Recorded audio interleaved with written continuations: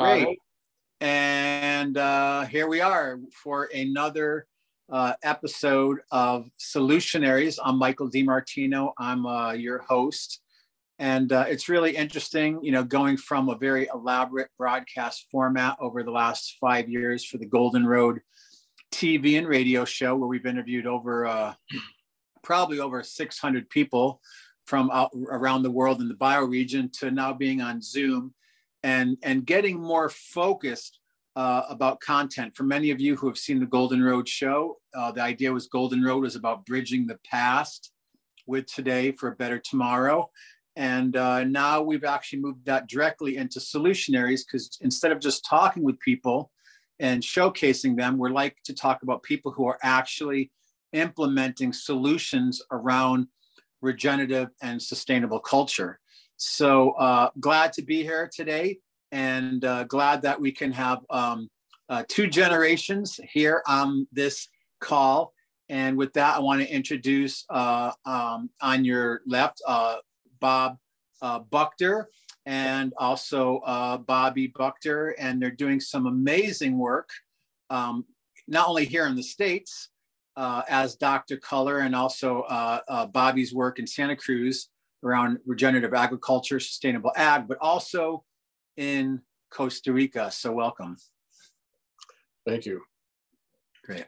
So Bob Senior, we met recently at an event in the Sacramento River Delta via Heidi Petty, who does a lot of work with watershed management, and we had an opportunity to get to know each other. And I was really fascinated about what you were sharing about your project in Costa Rica. So can you give us a little bit of history about yourself?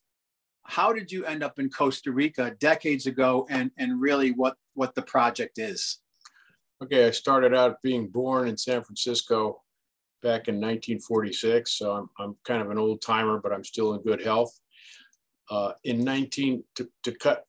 Make a long story really short, I met my friend Gustavo Caldarelli back in the early 80s, and he was in painting contracting. I was in color consulting, so we got along very well.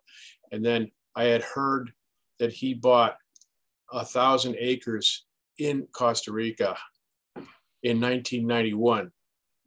And I had kept hearing stories about it. And I said, hey, dude, I want to come down with you to Costa Rica to see what's going on down there, but I am not going to be buying anything. I just want to look around. So in 1994, September, I went down there to take a look, and it was totally shockingly beautiful and pristine. And he had caretakers that were chasing poachers out from taking trees and animals.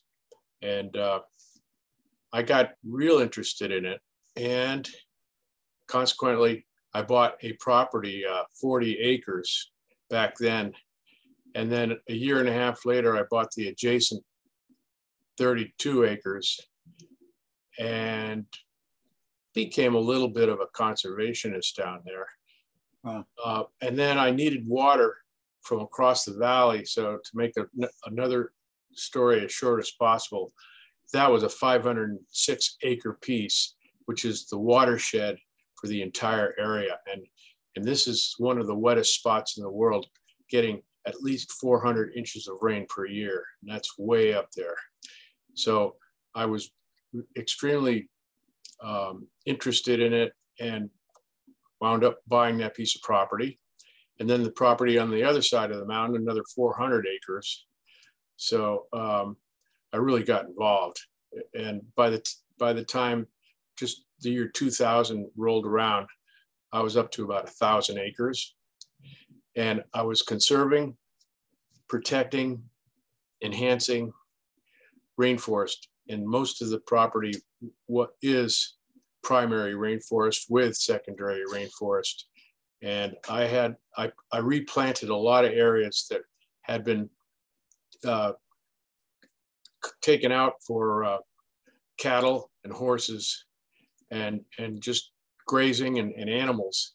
And once I got on the property, all that left, and I replanted all of that stuff. And now the trees are up 50 feet high. throughout with all kinds of fruit trees, all kinds of hardwood trees. And in a 85-acre area right near the top of the mountain, there's a hollow area, kind of a valley, that when it rains, the water goes up about 9 inches deep, and then it goes down to nothing. So we dug that out all by hand. Wow. And created a permanent lagoon up there. And now all the animals come there to drink water all year round. We planted banana trees and other kinds of fruit trees to sustain those animals and keep them interested in staying in that area. And it's a year-round lagoon now. And I actually had tilapia for a while, and that didn't last more than about 4 or 5 years. And I was also told that tilapia is not indigenous, so I let them kind of perish due to bird predators. They're coming in and taking those fish. And the next thing I'm going to do is plant some indigenous trout and fish that can live in that lagoon, as long as the predators don't come in and clean those out again. But the thing is, it's just an ecology that is perfect, because the animals can live there, fish are in the water, and the animals can come and drink water during the dry season. And dry season is January, February, and March. So it is very dry down there for 3 months and into 4 months. And it's amazing too, because you had mentioned that it sounds like it's an essential part of the watershed. And I think what's interesting in my work around regenerative culture, we're doing a lot of work in Northern California. One of our initiatives called the Sacramento River Watershed Project. And what that is we're looking at, from Mount Shasta, where really the Sacramento River Basin and the watershed starts, with the glacial waters of Mount Shasta coming all the way from the Coast Range and the Sierras into the river down through Redding. And of course, it goes into the Sacramento River Delta, which is actually one of the largest, most fertile estuaries in the world. And then from there, of course, pours out whatever water makes it to the bay, pours into the San Francisco Bay. And it's a really essential part of the Pacific coast fish population, fish nursery, and of course around salmon and many other species of fish, not to mention all the wildlife. So when you had mentioned watershed, it's very impressive, because there's a huge movement right now and awareness of what we call watershed or bioregional regeneration sustainability, because people are realizing, the interconnectedness of water, the interconnectedness of life, and starting to really move towards preserving what we can. But here in the United States, so much has been encroached upon, but starting to look at regenerating and remediating that which has been destroyed. So, kudos to you, sir, for being really ahead of the curve and doing this amazing work, and not only getting the property, but doing the actual hands-on work to do the reforestation and working, as a permaculture designer, I would say with the organic design of the land to help enrich and habitat. And the fact that you're doing that as a preserve, we all know a lot of people invest in other parts of the world. We were talking before this Zoom call about in the 80s and 90s, I lived in Tulum, which was a beautiful Caribbean paradise. But since then, it's been decimated through, huge all-inclusive resorts, bringing in hotels, tourism, airports, golf courses, and then, of course, the contamination of the water. So I want to thank you for almost 30 years ago, really taking the initiative to do this incredible project. So what I'll do is, can you talk a little bit about where it is in Costa Rica? And then I want to get Bobby involved here in a minute. I know he does some exciting stuff besides the tech. I could weigh in on a few things. Yeah. Absolutely. There are some things that need to be said, but yes, go ahead. Tell him. Yeah. It's very important. Yeah. I get it. To finish. Tell us a little bit about the place. And what I'll do is I'm going to pull up the website and try to show some Yeah, go ahead. Photos and such. So here we go. Do you have serenara.org? And do you have? Yeah, I have it pulled up online. Okay. Okay. So I'm going to go over to Bob Senior for a few minutes now. Okay, thank you. Just to finish off my long story about how I got involved down there. Since purchasing all of these properties, which I did out of my own savings over the years, is that I've had to hire several full-time caretakers living on the property to make sure that poachers don't come in, take the animals, cut and take the trees, and take anything else they can grab, because, you know, it's not just the Costa Ricans. This is human nature all around the world. And it's happening at an alarming rate, that the formerly pristine lands are disappearing quickly, and erosion is happening, and all kinds of things negative. So my role has been to try to maintain and preserve these lands and chase poachers out. And this is an expensive task, because I'm paying these guys top dollar with bonuses and vacation pay. And every time I'm down there, I pass $100 bill around everybody's hand, and they take that and they smile to make sure that they are watching my back when I'm not there, and conserving the lands and keeping poachers out. And it's an ongoing, nonstop problem. And I'm not going to tell you all the problems, but the thing is, it's delicate, because if you don't talk to the people in a diplomatic way, possibly your wooden house could burn down the next day in 5 minutes. So you really got to be as very good speaking. And fortunately, I've learned Spanish and I'm fluent in the language, and I have no problem communicate with people, but it's the way you communicate it, which is the key. And so far, so good. And so that's the big deal, is the conservation and keeping poachers out, and replanting and making it greater and greater over the years. Now, what was the other question was, where is it located? Okay, simply stated, Central West Coast, Costa Rica. So if you go to a map and you see where Manuel Antonio National Park is, and Quepos, Quepos, you go approximately 15 miles northeast toward the capital, San Jose, and you're right up in a mountain called Cerro Nara, Cerronara, which means mountaintop where earth touches sky. And that is as heavenly as it is. And we have jaguars, we have mountain lions, we have tepescuintli, we have snakes all over the place, of course, and wild deer, and a lot of wild boar. And the locals want to come up there, hunt that stuff down, and eat it and sell it and do whatever they can. And it's against my law, and everybody knows it. Well, as you know, too, it's against natural law. And I'm not sure if you're familiar. I work with some people that have been working on what's happening in the Amazon under President Bolsonaro right now.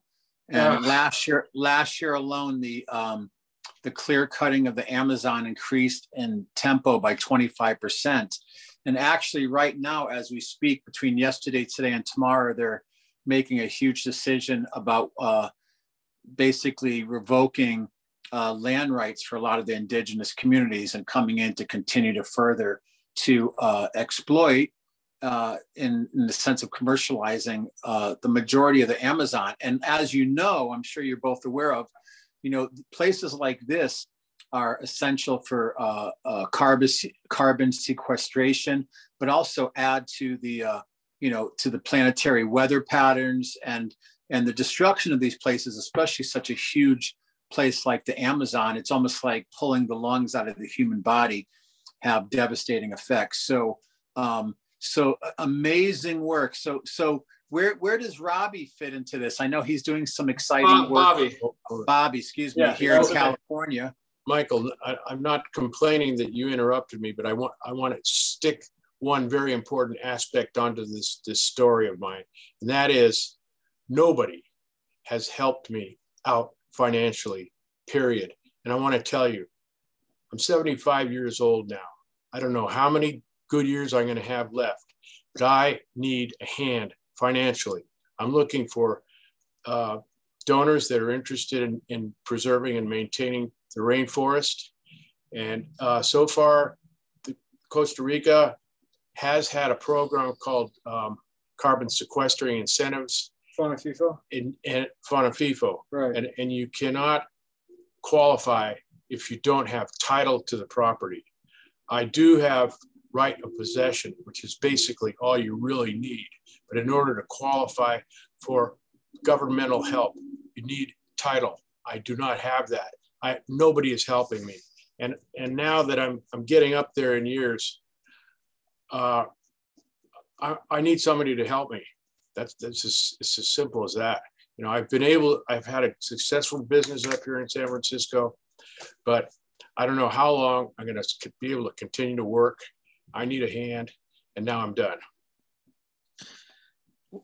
Well, no interruption. And actually, really why the point why we're doing this interview is to get people in support, not just hearing about interesting projects, but to hopefully help inspire and solicit some interest and participation. And I know that's my intention too in the times that we've had our discussion. So thank you for, boldly articulating that. Thank you. That's good that you say that. So Bobby was going to talk to you about a few things. Are you? You still hear us? Yeah. Are you seeing the screen? Yeah. Exactly. Yeah. Your screen sharing? Okay. Yep. All right. I can weigh in on quite a few things here.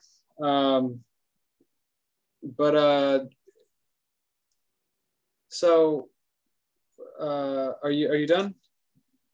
Yeah. Pretty much, yeah. Sure. You said your thing? Mm-hmm. Okay. You're on, Bobby. Well, okay.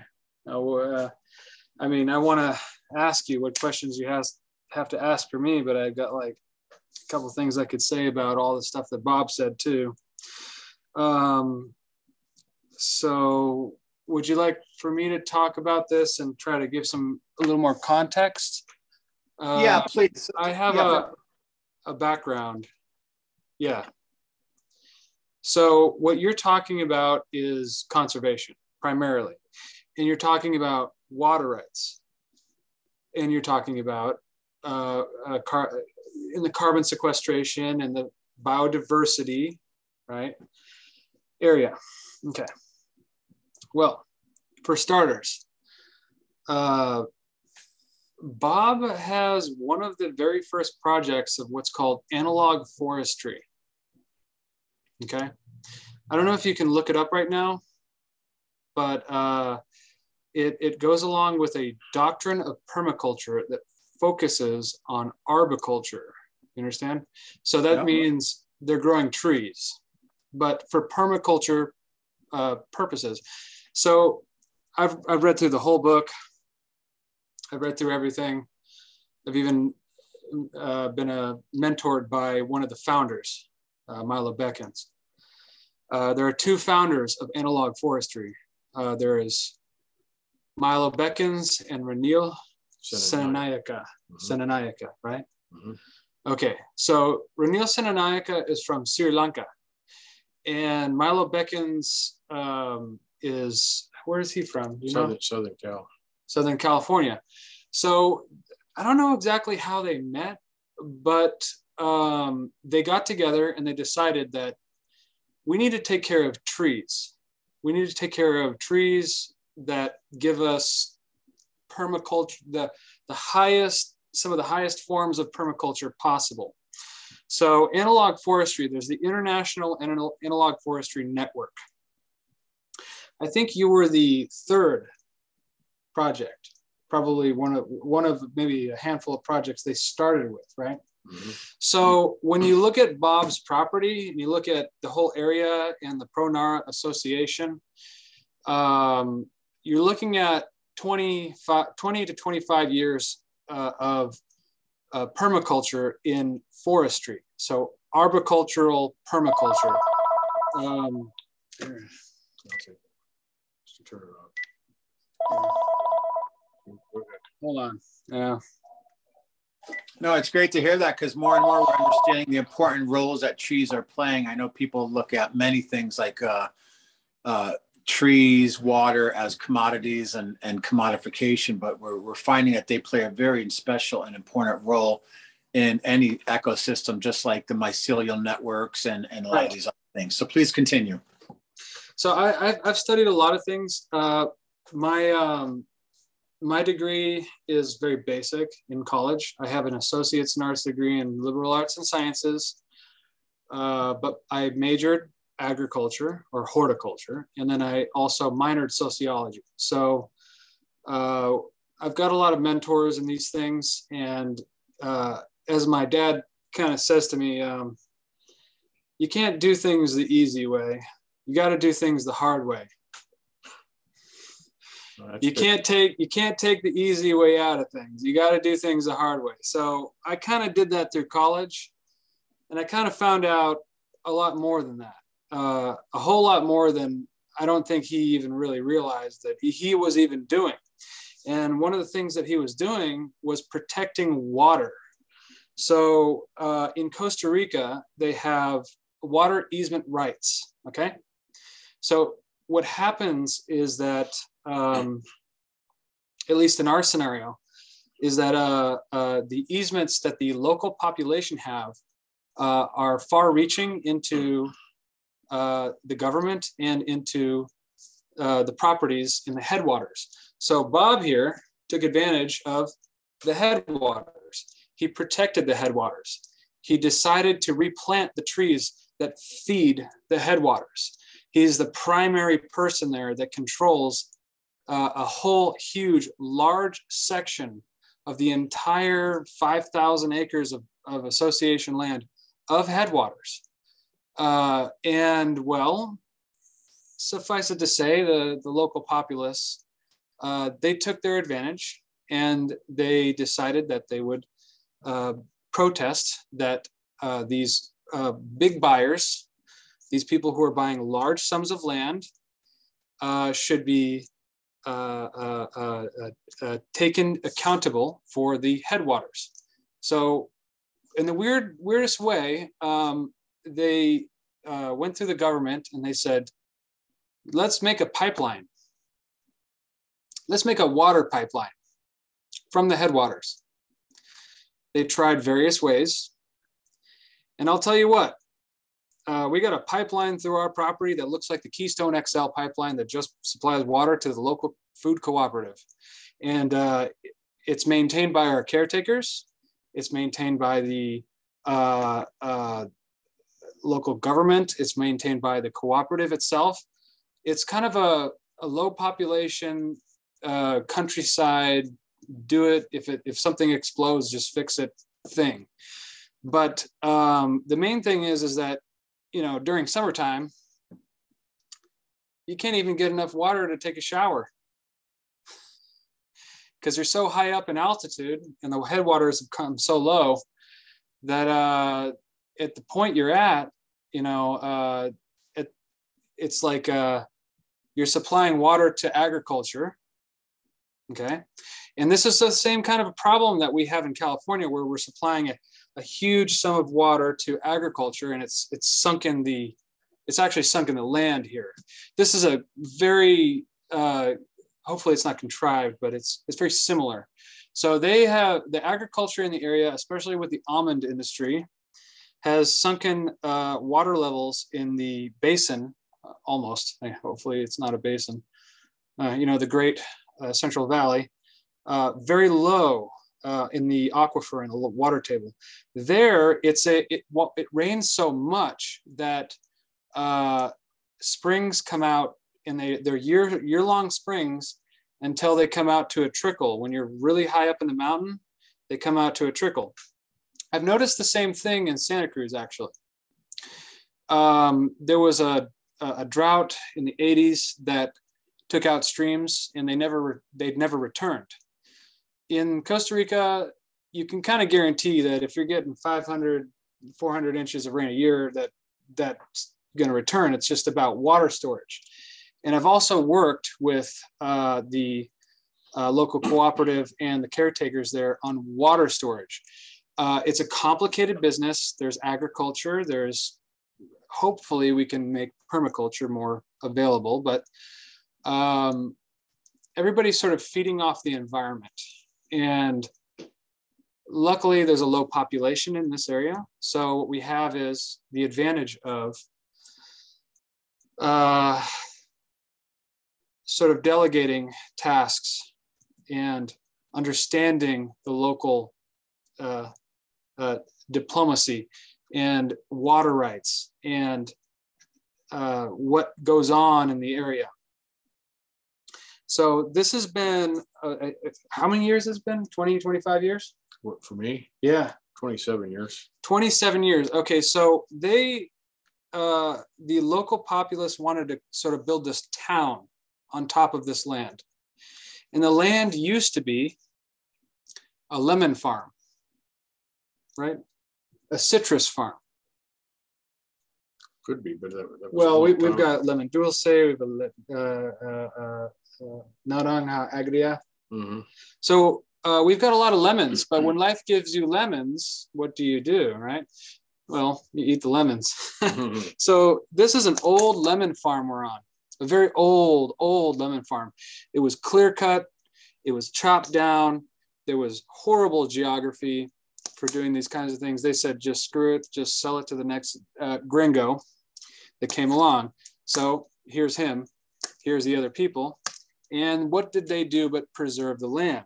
So for 20 to 27 years, they preserved water rights, they preserved the environment, and all along the way, the government did not give them any handouts, but they gave their, other people handouts for carbon sequestration. So while, Bob was here working in San Francisco, paying, millions of dollars across 27 years to supply all these funds to Costa Rica, they didn't give him anything. They, in fact, persecuted him. And in fact, they tried to rob the land. But with that, not without good reason. They wanted to create a natural preserve over his land and over the association's lands. The one big problem, or two, that we found was the local population did not want to give up their agriculture rights. Right. And the local conservationists did not trust the government enough to take care of the land. Okay? Here's what they did. They all protested it.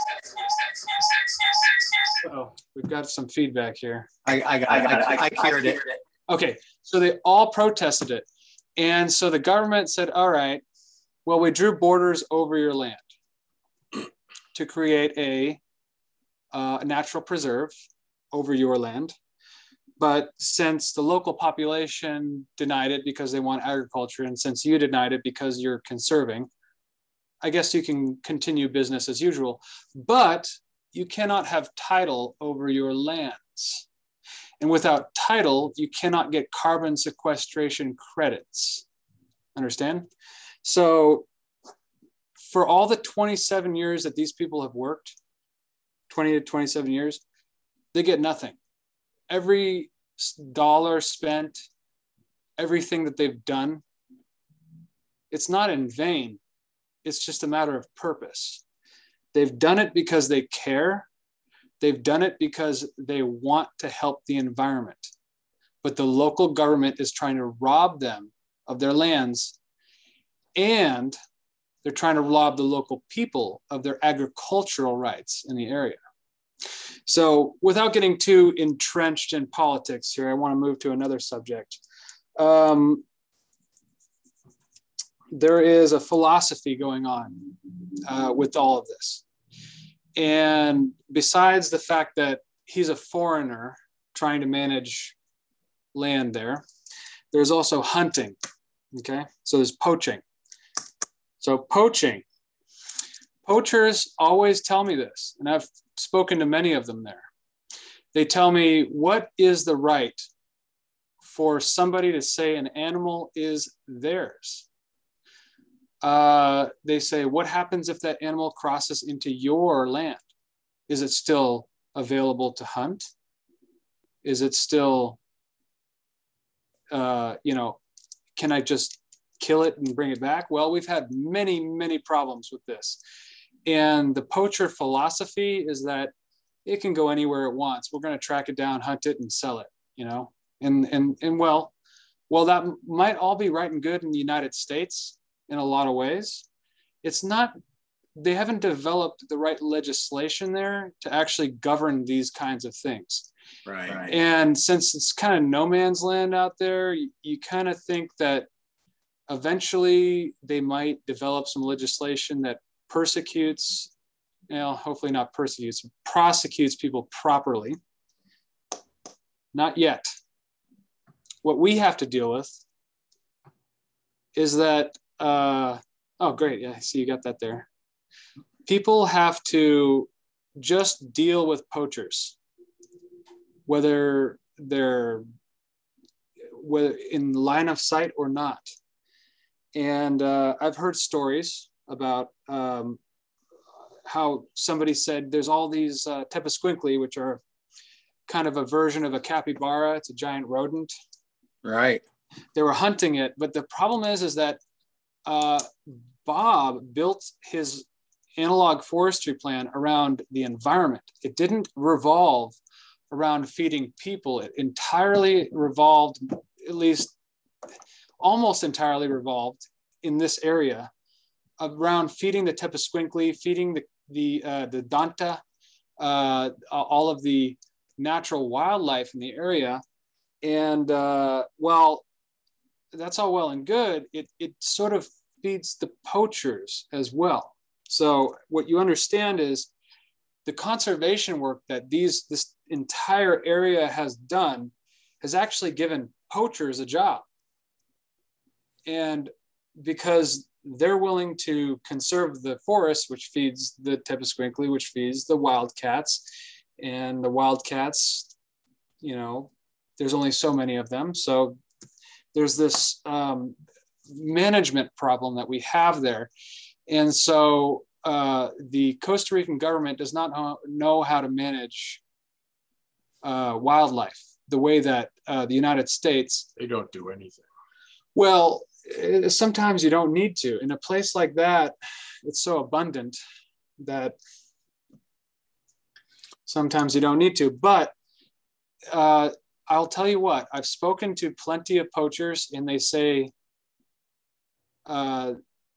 with the best of heart that they're managing their own poaching and they're not trying to overstep.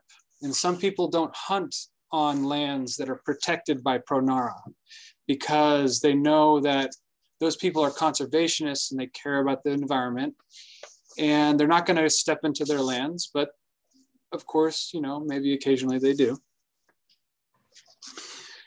So if we can tackle this management problem, maybe, just maybe, we can come to an agreement to, at least in my opinion, do something ethically rather than treat Earth as this infinite abundant source that you can just, for all lack of a better word, take everything from and then not feel any consequences from. In the tropics, a lot of things regenerate very fast. There are people that come up the road with empty bird cages and come down the road with birds in hand, birds in the cages. And women and children are doing that too. All the time. So the thing is that you see these things. You can't not see these things going on, the hunting, the poaching. And it hurts conservationists that really care about the environment. It really hurts. I've seen them countless times. And and they're poaching these for food. Well, yeah. Sometimes, some of it. Indirectly and directly. Or they're going to sell it to somebody else that wants to eat Tepescuintli meat, which is supposedly out of this world. I've never tasted it, and I never will, because the rumor might get around that Mr. Property owner is eating what he's telling everybody not to hunt. Right. Do not do that. So, conservation is a complicated business, especially when you're very entrenched in the local politics. So what you have to understand is that there's a transitionary period here that we're going through altogether, and that is permaculture. How do we treat this in a way that makes sense? How do we treat this in a way that makes everybody understand and follow through with something that works for the environment and for people? And so far, it's kind of a Wild West countryside thing. People are regulating themselves, Right. So, and now I want to move to another subject. Keep it brief. Yeah, sorry, I didn't mean to get too far into that, but ecotourism. So we've had ecotourists there. We've had several different tours where people have found species that are yet to be possibly discovered, actually. I've also got a picture on my website of I think a velvet ant, but it actually wasn't a velvet ant, it was a tarantula. There is no species recorded of a tarantula that looks like a velvet ant. And yet I have it on my website. I found it hunting the larvae and or not the larvae, but the off-breed of a tarantula there. So we've got herpetology. We've got research opportunities for university students. We've got a lot of biodiversity. And so with all of these years that have gone into biodiversity, we have some species there that are very interesting to herpetologists and to biologists who want to get involved. So we've got basically everything. In a matter of speaking, we've got agriculture, we've got conservation, we've got sustainability, we've got government, we've got social equity, all involved at the same time. It's the story you don't tell most of the time, because what happens is people, they want to just go and take this advertisement. They want to go and begin something where they can make a difference. And so, yeah, we have that. We've already done it for 20 to 27 years. The whole point is how do we make it better from here? Bobby, I'm gonna have to check it out. Oh, what do you got? I got to see my plumber, and I got things to do. Okay. Well, so can we look at just a couple? Can we look at a couple pictures briefly before we get to the end here? And yeah, maybe this will require another drop in or something. But I'd like to kind of just go to seronara. There's me. I'm on the gallery right now. Yeah, I know. I see that. That's the lodge there. This used to be an advertisement for getting ecotourists, but of course we've evolved at this point. I haven't had any groups up there since 2010. No, we had 2013 where we had a guy named Christopher Gillette come up. Do you know about the Gillette Foundation? I've heard of them, yeah.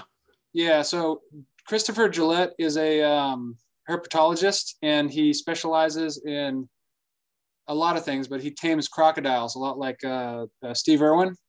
Yeah. So we had him out there, and he nerded out on everything. We found some terciopelos. He was able to educate people about the terciopelo snakes there. Wait, go back. Yeah, I don't think I can stop the slideshow here. Let me see. Okay, wait a minute. No, you can go. You can go back. That's the lodge right there. Okay, so you wanted me to go back. I'm going back.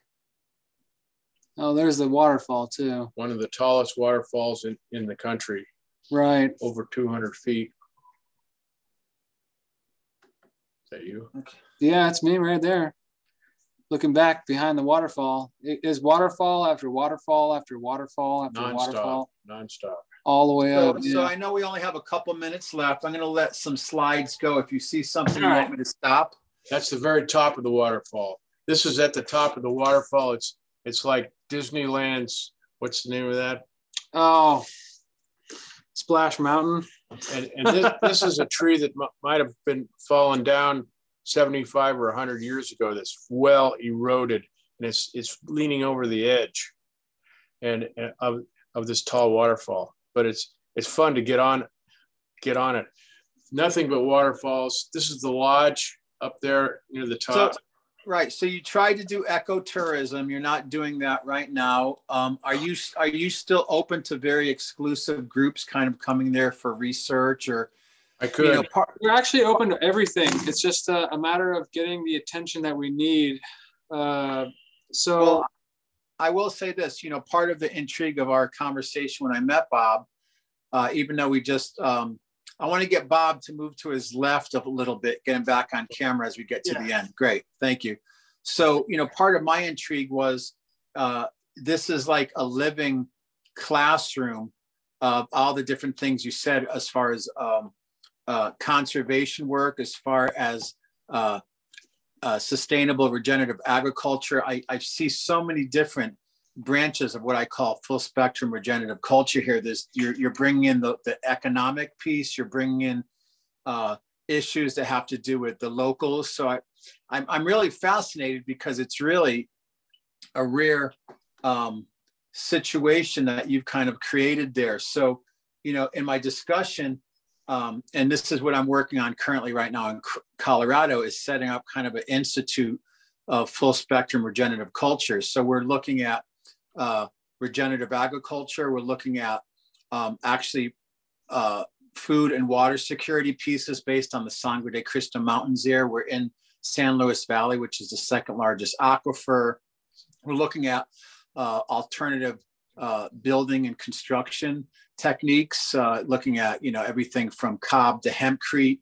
So we're actually in the throes of, through the nonprofit, getting this property to set up as a private trust to turn into a living institute or an actual template of how this model with all the different aggregated points of products, technologies, and staff can create a resource that could actually be overlaid onto other existing properties. So for me, it was really fascinating to see, I'll let the photos keep going, to see what you guys have, what you're creating there on this incredible template, and the potential of what can be done there. And when I saw the website and looked at it, I was like, well, this could be like a global institute where people could come in, you said, to do research, do educational programs.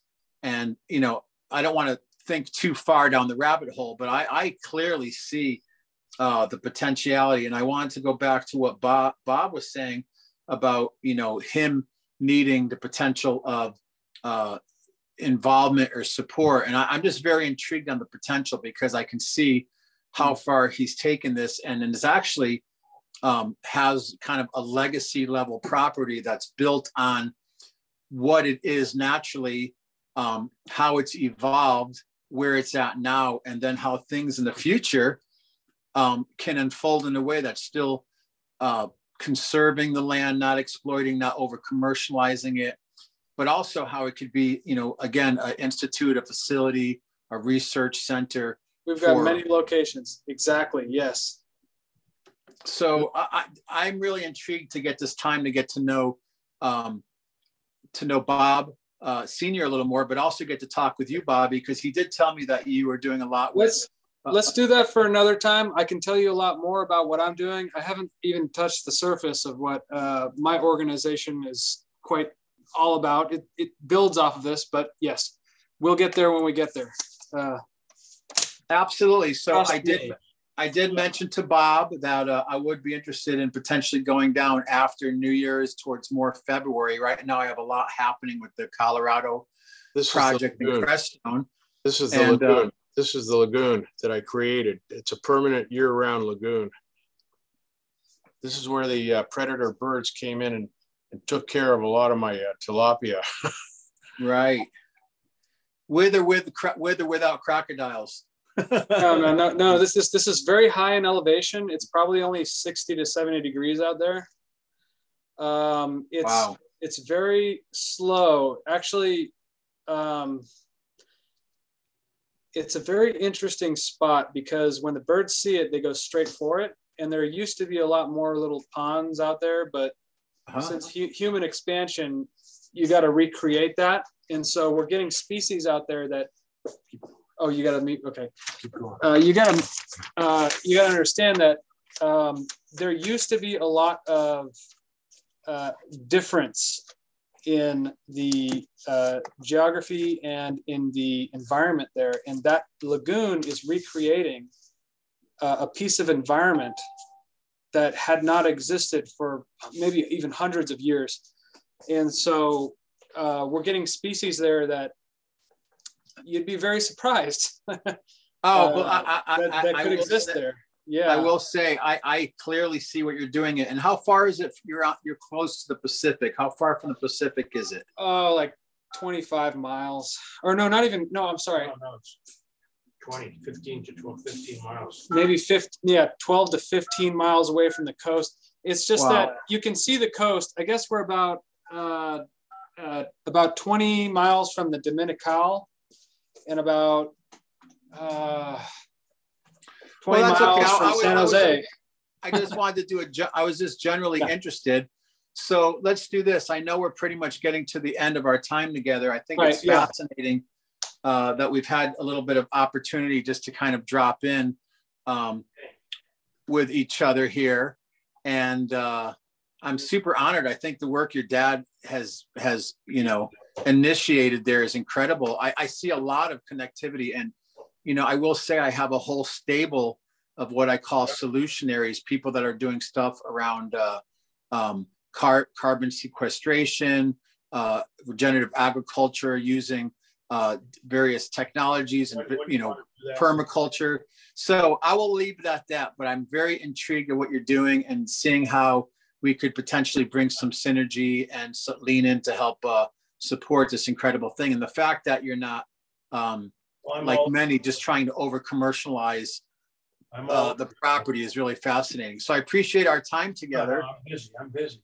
I appreciate it too. But you call me tomorrow. I want to do a woofing program, for instance. I guess that's kind of commercialization, but the main thing is I want to educate people about permaculture and arboriculture and analog forestry. I want to educate people personally. Absolutely. Bob just wants to conserve the rainforest because he really cares about it. I do too, but I want to show people. So he's show not tell, and I'm like, hey guys, come and listen to this old fool. Well, part of our slogan for the foundation is preservation, education, innovation, and regeneration, because we can't just be sustainable anymore. Things are collapsing too fast. We have to start to regenerate things also. And even the work you did with the pond to help regenerate, whether it's the groundwater or the watershed, is really incredible. So I without superimposing too many of my thoughts, I really get what you guys are doing, and would be very interested in just continuing to explore potentialities. I will be down in Santa Cruz at some point, Bobby, so let's stay in touch. And got a lot of things to tell you there too. Absolutely. So thank you, gentlemen, for taking some time out of your day. And Bob, have a great trip down there, and I look forward to seeing you soon. Okay. I'll just call you Dr. Color. And that's one of my names. That's one of you can call me Junior Color. Junior Color. There you go. Yeah. So thank you so much for your time, and it's really been an honor, and I look forward to I'm going to just put this back over here. I just really appreciate our time together, and let's stay in touch. And if people want more information, can you just give a website that they can check out more about your project? We have a few. Okay, so there's there's the Team Serenara, and there's serenara.org. So you already saw serenara.org, right? Yep. So serenara.org.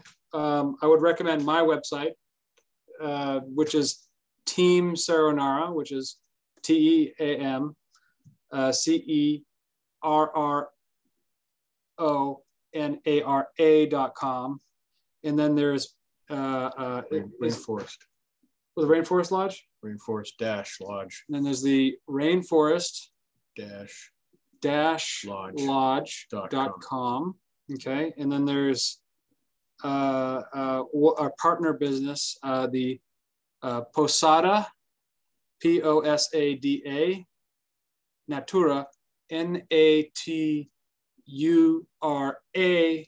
Is it .com or is it .org? I think it's .com. I think it's old enough to be a .com.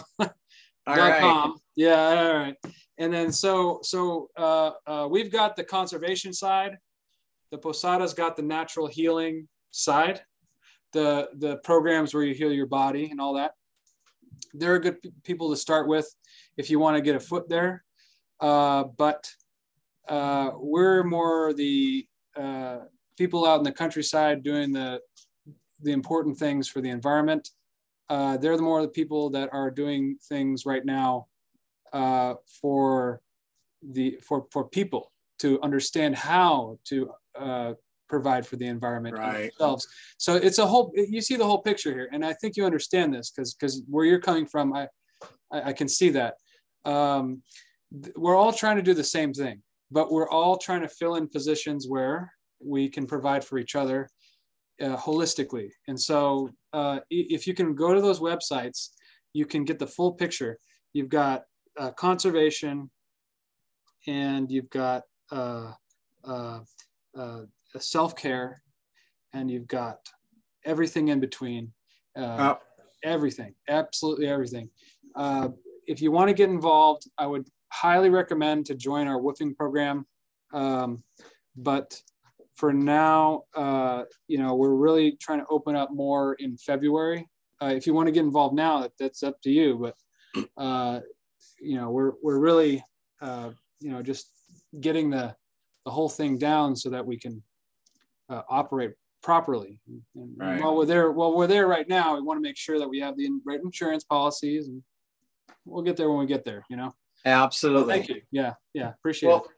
Thank you, both of you, for your time. We'll be in touch, and we'll continue the discourse. Thank you for being on Solutionaries, where you're actually not just talking about it, but walking the talk and implementing some great projects. So thank you for your time, and I look forward to the potential of coming down there. And again, Bob, amazing work, sir. Just really inspiring. So thank you for that. And thank you for allowing us to tell you about it. Well, help is on the way. You're well seen. So thank you. Very good. Okay. And thank you. Yeah, we really appreciate it. Absolutely. All right. Bye-bye. Bye. Take care.